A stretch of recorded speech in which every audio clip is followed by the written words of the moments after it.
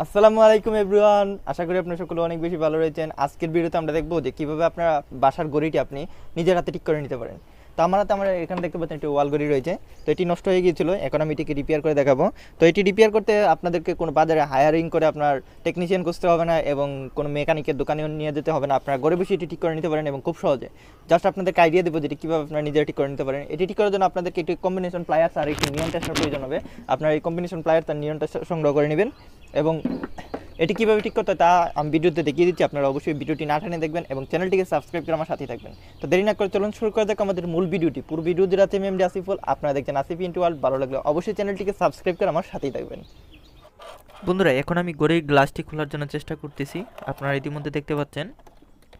তো আমি স্ক্রুড্রাইভার দিয়ে এর পাশে যে গামগুলি রয়েছিল সেই গামগুলি আমি ছেড়ে নিচ্ছি। এখন আমি গ্লাসটি খুলে নিব। দেখতে পাচ্ছেন এই গ্লাসটি কিন্তু খুব সাবধানে খুলতে হয়, কারণ একদম পাতলা একটি গ্লাস। তো আমি গ্লাসটি খুলে নিলাম।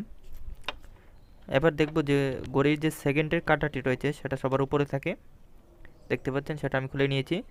তারপর আপনার ঘড়ির যে মিনিটের কাঁটাটি থাকে সেটি খুলে নিলাম এবং সর্বশেষ যে কাঁটাটি সেটি হচ্ছে ঘন্টার, এটিও আমি খুলে নিলাম। এবার আমি ব্যাটারি লাগিয়ে দেখব যে এটি আবার চলে কিনা। অনেক সময় ঘড়িতে আপনার কাঁটাগুলি বাঁকা হয়ে গেলে মেশিনটি আটকে থাকে, যে কারণে ঘড়িটি চলে না। তো সেটা হয় কিনা এখন আমি চেক করে নিব। তো আমি দেখতে পাচ্ছি যে এটি চলছে না, তার মানে আমি বুঝে গেলাম যে এটি মেশিনে সমস্যা হয়েছে। এখন আমি এটি কম্বিনেশন প্লায়ার্স দিয়ে এখানে যে নাটটি রয়েছে সেটি আমি খুলে নেব। এটি আপনার কম্বিনেশন প্লায়ার্স বা নোজ প্লায়ার্স দিয়ে খুলে নেবেন। তো আমি এখানে নাটটি খুলে নিচ্ছি। এই নাটটি সরাসরি মেশিনের সাথে সংযুক্ত করা, যেন ঘড়ির বডির সাথে আপনার মেশিনটি খুব সুন্দরভাবে লাগানো যায়, সেজন্য এটিকে সংযুক্ত করা হয়ে থাকে।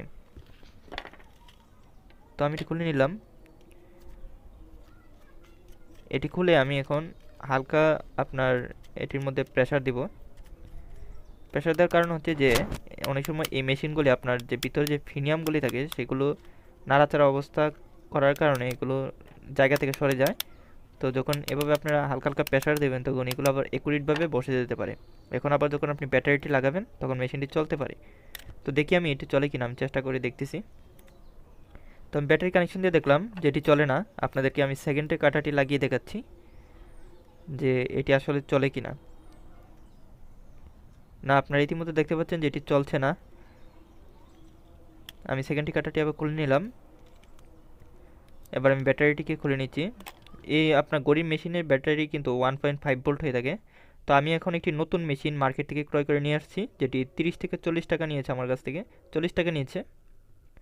তো এটি আপনার মার্কেটে পেয়ে যাবেন।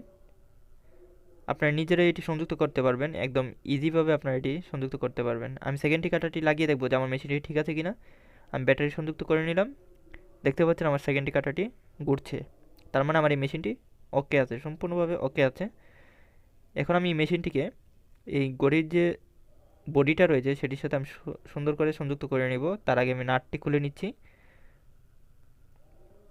আপনারা এখানে কম্বিনেশন প্লায়ার্স দিয়ে নাটটিকে খুব সাবধানে ধরবেন, কেননা উপরে যে আপনার প্লাস্টিকটি ইনসুলেট করা রয়েছে সেটি যদি চাপা খেয়ে যায় সেক্ষেত্রে আপনার ঘন্টা এবং মিনিটের কাঁটাটি আটকে যাবে এবং মেশিনটি চলবে না, মেশিনটি নষ্ট হয়ে যেতে পারে। তো এবার আমি বডির সাথে খুব ভালো করে করে লাগিয়ে দিব। এবার আমি ওয়াশারটি দিয়ে দিলাম। আপনার ওয়াশারটি লাগিয়ে নেবেন। এবার আমি যে নাটটি রয়েছে সেটিকে খুব সুন্দর করে সংযুক্ত করে দিব। তো এখানে আমি এটিকে সংযুক্ত করে দিলাম। এবার কম্বিনেশন প্লায়ার্স দিয়ে হালকা করে টাইট করে দিব এবং অতিরিক্ত টাইট করতে যাব না। অতিরিক্ত টাইট করতে গেলে মেশিনের বডি থেকে নাটটি ভেঙে আসতে পারে, কারণ এগুলো আপনার বডিগুলো অনেক পাতলা হয়ে থাকে এবং চাষেরও হয়ে থাকে, যে কারণে এগুলো ফেটে যায়। তো এটি অবশ্যই খেয়াল রাখবেন আপনারা। এবার আমি যে সর্বশেষ যে কাঁটাটি ছিল সেটি হচ্ছে ঘন্টার কাঁটা, সেটিকে আমি সুন্দর করে বসিয়ে দিলাম। আপনারা খেয়াল রাখবেন যেন বডির সাথে কাটা কোনো সময় না লাগে এবং কাটাগুলি যেন বাঁকা না হয়। বাঁকা হলে আপনার কাটাগুলি জাম খেয়ে আটকে যাবে, তাই খুব সাবধানতার সহিত আস্তে করে লাগিয়ে নেবেন। এবার আমি সেকেন্ডটি কাটাটি লাগিয়ে নিলাম। মধ্যস্থানে থাকবে কিন্তু আপনার মিনিটের কাটা, এটা আপনার খেয়াল রাখবেন, প্রত্যেকটা ঘড়িতেই এই সিস্টেমে থাকে। এবার আমি ব্যাটারিটি সংযুক্ত করে দিব এবং দেখব যে আমার ঘড়িটি চলে কিনা। বন্ধুরা, পরবর্তী ভিডিওতে আমি আপনাদেরকে দেখাবো যে কীভাবে আপনার ব্যাটারি না কিনে এই ঘড়িটিকে আপনারা এক চার্জে অনেক দিন চালাতে পারেন। তো সে বিষয় নিয়ে আমি আপনাদেরকে ভিডিও দেবো, আপনারা অবশ্যই কমেন্ট করবেন। কমেন্ট করে আমি এই ভিডিওটি তৈরি করব। আপনাদেরকে আর এই সানলাইট ব্যাটারি কিনা লাগবে না, মানে পেন্সিল ব্যাটারি কিনা লাগবে না 1.5 ভোল্টের। আপনার জাস্ট একটি মোবাইল ফোনের ব্যাটারি ব্যবহার করলেই এখানে আপনারা অনেক দিন চালাতে পারবেন। তবে মোবাইল ফোনের ব্যাটারি হচ্ছে 3.7 ভোল্ট। এখানে আপনারা সরাসরি 3.7 ভোল্ট সাপ্লাই দিলে আপনার ঘড়ির যে এই সলিনয়েড কয়েলটি আছে সেটি পুড়ে যাবে। আমি আপনাদেরকে পুরাতন মেশিনটি খুলিয়ে দেখাচ্ছি। এখানে দেখতে পাচ্ছেন যে কিছু ফিনিয়াম রয়েছে। তো এটি সলিনয়েড মোটরের সাথে সংযুক্ত করা। সলিনয়েড মোটরের এপাশে একটি ম্যাগনেট রয়েছে এবং এই ফিনিয়ামগুলো এখানে থাকে। এখানে একটি মেকানিক্যাল পাওয়ার তৈরি করা হয়।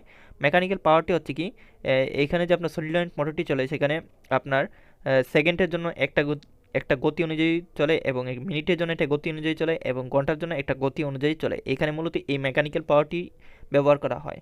আর সলিনয়েড মোটরের স্পিড আছে কিন্তু, এটি কিন্তু ভিতরে স্পিড করে কিন্তু এটিকে খুব স্লো করে এই ফিনিয়ামগুলি, যে কারণে আপনাদের এখানে ফিনিয়াম ইউজ করা হয়েছে। তো আমি এখন আবার দেখব যে মেশিনটি ঠিকঠাক আছে কিনা। আমি গিয়ারগুলি আবার সুন্দর করে বসিয়ে এখন আবার আমি কাটাটি লাগিয়ে দেখবো যে আমার মেশিনটি ওকে হয়েছে কিনা। তো আমি এখন 1.5 ভোল্টের যে ব্যাটারিটি রয়েছে সেটি সাপ্লাই দিলাম। দেখুন আমার মেশিনটি কিন্তু চলছে না, তার মানে একদম পুরোপুরি নষ্ট হয়ে গেছে। পুরোপুরি নষ্ট হয়েছে বলতে কি, এখন আমি আপনাদেরকে দেখিয়ে দেবো যে এটি কোন অংশটি বেশি নষ্ট হয়েছে। তো আমার এখানে একটি মাল্টিমিটার রয়েছে, আপনারা ইতিমধ্যে দেখতে পাচ্ছেন যে এটি ডিজিটাল মাল্টিমিটার রয়েছে। এই ডিজিটাল মাল্টিমিটারের সাহায্যে এখন আপনাদেরকে এই মেশিনের যে সলিনয়েড মোটরটি রয়েছে সেটি টেস্ট করে দেখাবো। তো আমি মেশিনটি খুলে নিচ্ছি।